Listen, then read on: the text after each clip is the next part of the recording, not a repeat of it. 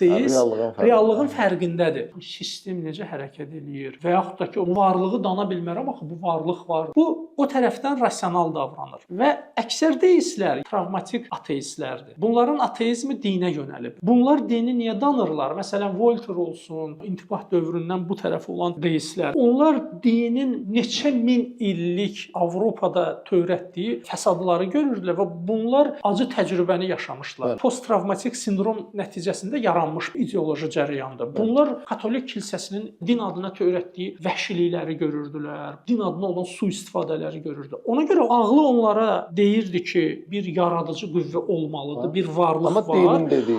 Ancaq bu tərəfə gələndə dindən əlləri yandığına görə dinə hə deyə bilmirdilər. Deməli, deist rasional ağlının səsinə hardasa qulaq asır. Ancaq yenə də bunun bir psixoloji travması da var. Deistlərə daha səmimi deyə bilərik onda. Deistlərə daha səmimi deyə bilərik. İnanc mövzusuna daha yaxındır. Hədisdə imam deyir ki, bir insanın qəlbi biraz qara olsa, bu insan axirət mövzusunu danır. Qəlbidə qaralıq biraz çoxalsa, bu artıq risaləti danır, peyğəmbərliyi danır. Qəlb biraz qaralandan sonra bu artıq Allahı da danır. Və hədis bunu deyir ki, yəni insan daha çox zülmətə büründükcə ideoloji fundamentləri daha da artır da bunun inkarı artır. Deistlər yaradıcı qüvvəni qəbul eləyir. Ancaq deyir ki, bu dinlərlə bunun əlaqəsi necə var? Ya rasional olaraq körpünü görə bilmir. Digər tərəfdən də dindarların elədiyi zülmləri görür, din adına olan problemləri görür, dini təqdimatların yanlışlığını görür. Adam bunu görür. Bu tərəfdən də yəni həm elmi bir əsaslandıra bilmir. Digər tərəfdən də din adına olan xurafatları görür. Deyirlər ondan sonra bu komfort zonam elə tanrıdır. Burada qalım.